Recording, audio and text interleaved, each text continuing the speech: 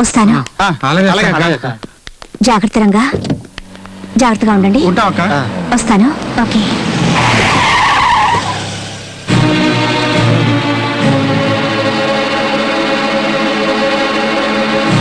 I'm sorry Jhansi, ప్రభుత్వం నేను transfer చేసింది అన్న విషయం తెలిసి చాలా బాధపడ్డాను. మన ఇద్దరం దగ్గర అవుదాం అనుకుంటుంటే వాళ్ళు దూరం చేస్తున్నారు. ఏం చేస్తాం, నువ్వు మళ్ళీ తిరిగి వస్తావో రావో అని.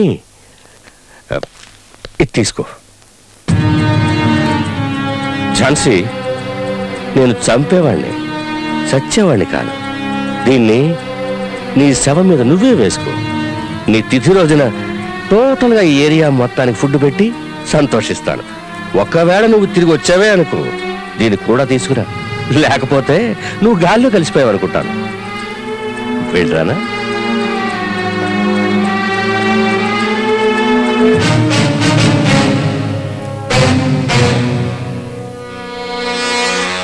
వెళ్ళొస్తాను.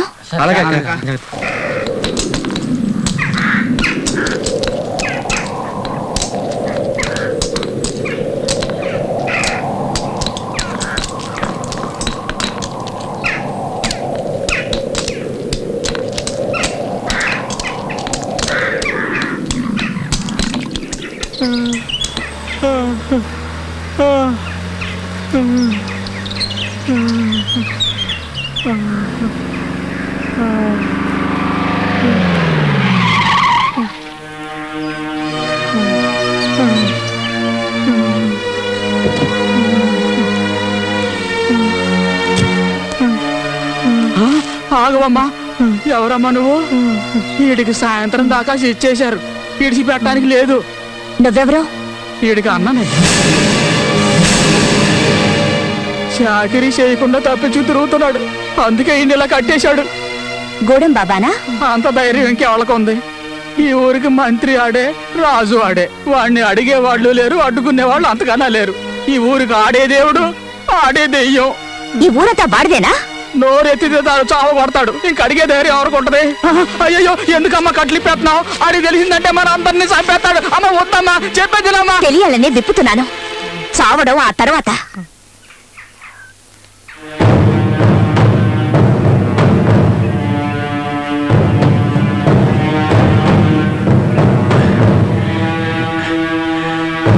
దండాలు బాబయ్య, ఈసారి కొంచెం ఎక్కువ డబ్బులు కావాలి. కూతురు పెళ్లి చేయాలనుకుంటున్నాను.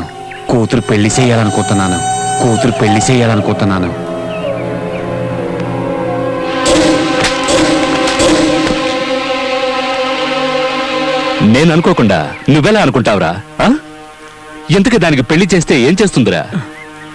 పిల్లల్ని కంటుంది అంతేగా. దానికి వాడవడే ఎందుకురా? నేను లేను, వెళ్ళు, రాత్రి దాన్ని తీసురా. బాబయ్య, పొరాన్ని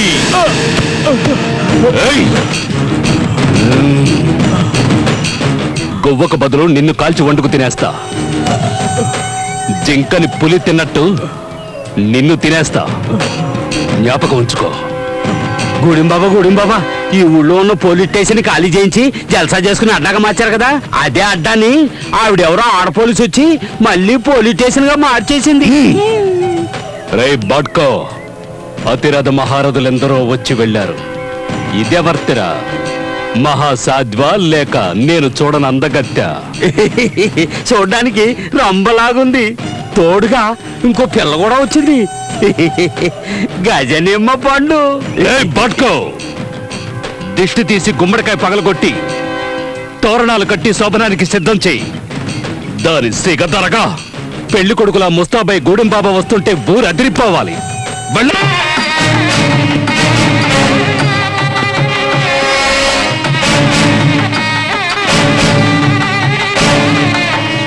ప్రస్తుతానికి నిన్ను సింగారించుకొని సిద్ధంగా ఉండమన్నాడు మా గూడెం బాబా. గూడెం బాబా చెప్పాక సింగారించుకోకపోతే అతనికి కోపం రాదు. అతనంటే నాకు బాగా ఇష్టం. మీరు వెళ్ళి అతని పంపండి, సింగారించుకొని రెడీగా ఉంటాను. అలాగేనమ్మా. పదండి.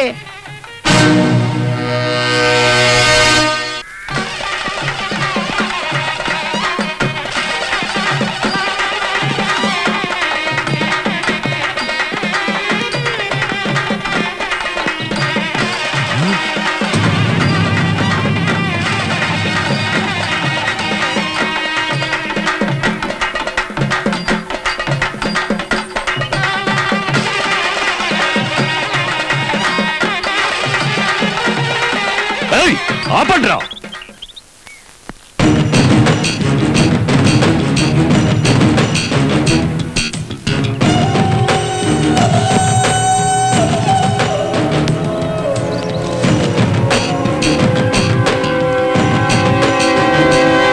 ఎక్కడ్రా సుందరి పిచ్చ నా కొడకల్లారా, నీకు మతేమైనా పోయిందా? ఎందుకురా అలా నోళ్లు కొట్టుకుంటూ శోకాలు పెడుతున్నారు? ఎవరు చచ్చారని? నువ్వు ఇంకా సావలేదా? నిన్ను తగలెట్టాలని చెప్పింది ఆవిడ. ఏం కూసావురా నీ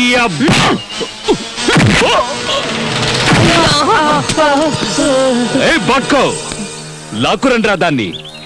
దాని ఒంటి మీద బట్టలు ఉడదీసి గాడిద మీద ఊరేగిస్తే భలే మజాగా ఉంటుంది. లాక్కురండి. ఏ నీ వల్ల ఏమి కాదా? అన్నిటికీ వీళ్ళేనా? అంటే నువ్వు నీ అబ్బకి కాదా? వీళ్ళకి ఏయ్, నువ్వు తింటున్నది వీళ్ళు కష్టపడి పండించిన పంటని, నువ్వు బతుకుతున్నది ఈ అమాయకుల శ్రమ ఫలితాన్ని దోచుకొని. వీళ్ళందరూ ఒక్కటై తిరగబడ్డారంటే నువ్వు అడ్రస్ లేకుండా పోతావు. వీళ్ళ శక్తి ఈ దేశం, అది తెలీదు. అది తెలుసుకున్నారంటే నీలాంటి వాళ్ళు ఒక్కరు మిగలరు. వీళ్ళు ముష్టేస్తే బతుకుతున్న కంత్రి కుక్క వినుము. దహించే అగ్ని వీళ్ళలోనూ ఉంది, ఇందులోనూ ఉంది. నీలో ఉందా? ఉంటే కాల్చరా. ఇలాంటివి నా దగ్గర ఉంది. దీన్ని కొచ్చాలరా ఉపయోగించేది, ధైర్యవంతులు కాదు. దీన్ని ఉపయోగించుకొని బతుకుతున్నావా? చూపించరా నీ మగతనాన్ని వీళ్ళకి. కట్రా నాకు చేర దమ్ముంటే, లేదంటే వీళ్ళతోనే నీకు చేయిస్తా బడిత పూజ.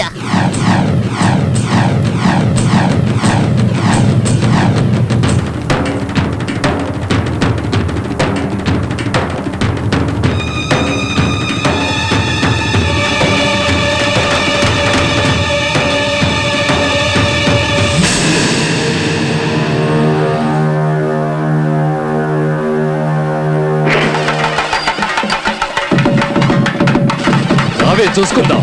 రా రావే.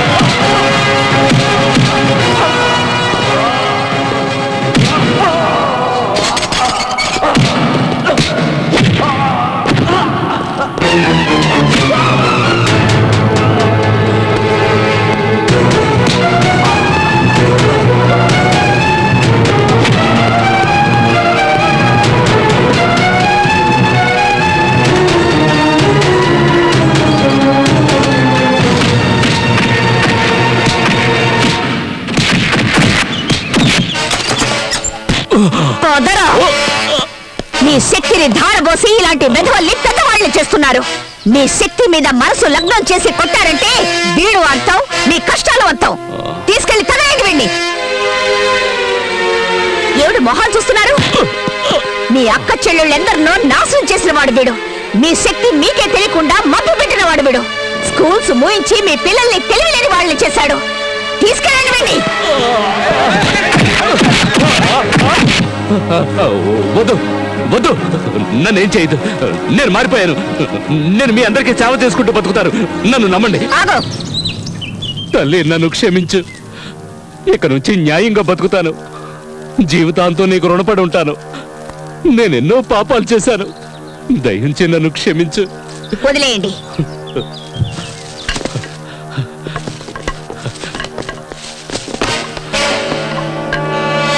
తీసుకో ఈ భూమి పత్రాలు. నీ చేత్తోనే చించిపారేయ్. తల్లి, ఇక నుంచి ఈ ఊరు నాది కాదు, నీది. నేను నీ సేవకుడిగా పడుంటాను. చూడండి, ఈ రోజు నుంచి ఈవిడ మాటే మనకి వేదవాక్కు. యజమాని నౌకరు అనే తేడా ఏ లేదు, అందరూ ఒక్కటే.